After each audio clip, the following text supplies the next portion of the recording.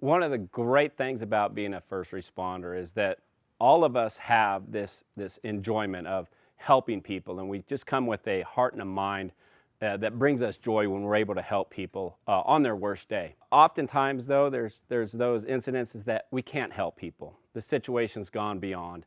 There's nothing we can do, but yet those slides and those memories, those sounds and those sights of what we're able to see ends up leaving a little bit of an impression on our mind.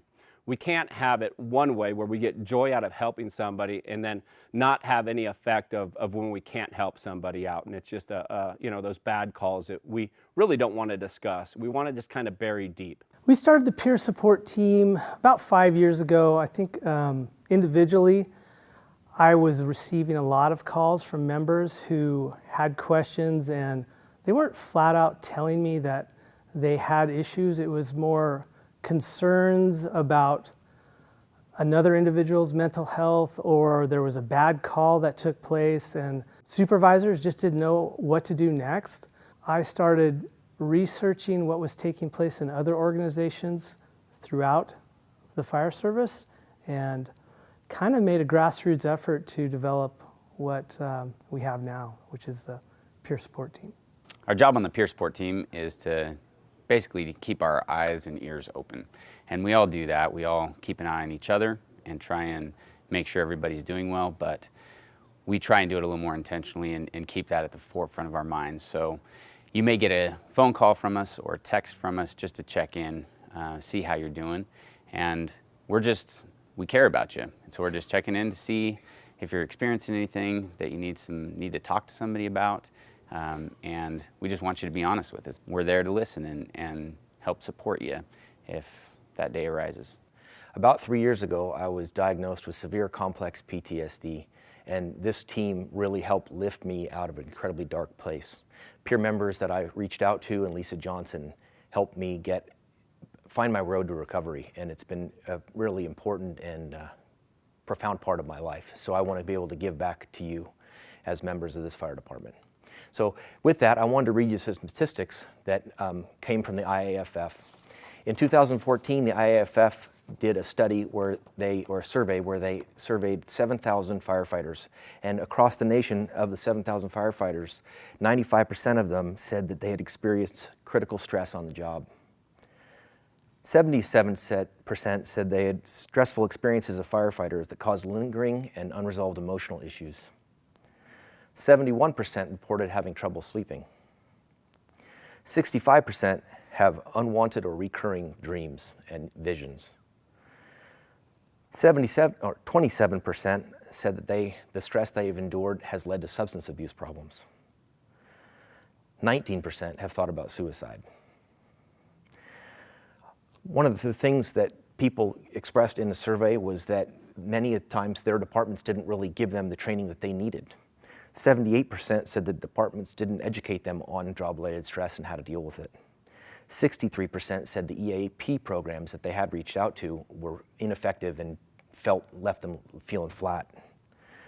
77% though of those people who had peer support members in their department felt like that was a really beneficial thing for them.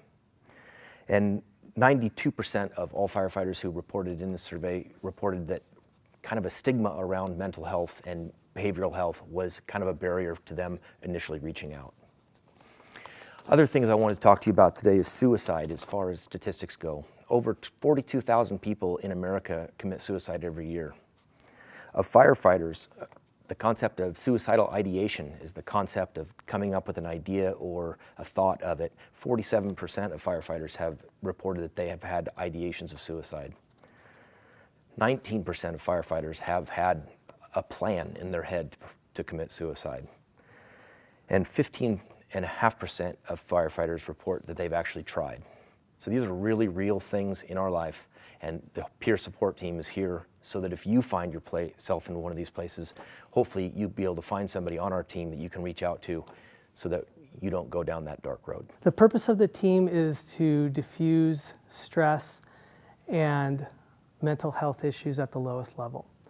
We're hoping our members recognize when they are feeling stress. I want them to understand there are techniques to diffuse There are healthy ways to communicate. There are avenues for them to get help. I want them to understand it's a normal feeling. I want them to have an avenue to speak to somebody about it. Again, the intent of the peer support team is just that, finding support within your community.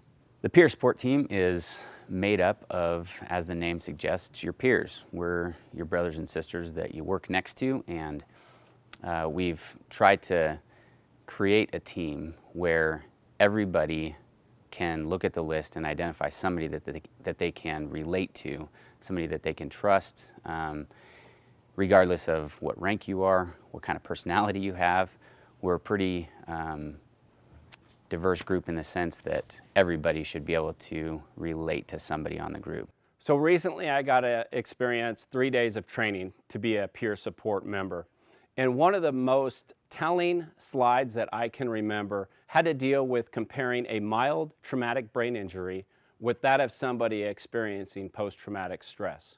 So let's look at some of these signs and symptoms where they overlap both the mild traumatic brain injury and post-traumatic stress. Insomnia, memory problem, poor concentration, fatigue, anxiety, irritability, excessive emotional reaction, and frequent mood changes. Those first 7 signs and symptoms, they're the same. That's kind of what's going on with our brain. And yeah, that is the most severe case of post-traumatic stress. So you deal with just some psychological trauma where you have a call and it's the first thing you think of when you wake up the morning the next day and carries on for a few more days. That's having an effect on your mindset. And that's an opportunity where we've got some resources that'll help you possibly get beyond that and maybe process that call a little bit different. As I've talked to a lot of people riding around on engines and trucks, I have come to the conclusion that nobody that steps out and seeks help is being judged by their peers as being weak in any way. One thing that I have gotten a sense of that I hope to overcome in our department is our own pressure to not ask for help. I know I've felt it. I know I've talked to other people that have expressed that sentiment, that it's hard to step forward and say, I need help. But we want to encourage you that if you're in that situation, you need to recognize it. You need to know that nobody is judging you, and you need to take it easy on yourself and allow yourself to go get some help. One of the takeaways from this video is that our members do truly care. What you tell them will be confidential. They do not want to break your trust, and they only want to help you and let you know that there are resources and there are people that you can speak to. The Boise Fire Department Peer Support Team is specifically a resource to share experiences, vest emotions, learn about the stress reactions and symptoms, and provide a referral for additional help if needed. The peer support team is available to all Boise Fire Department members 24 hours a day, 7 days a week. Types of support include debriefing, diffusing, one-on-one crisis intervention, understanding grief and loss, crisis management briefing, critical incident adjustment support, and pre-crisis education. The support team is highly confidential. On the team, first line of contacts are the peers, and we coordinate directly with vetted counselors and EAP programs.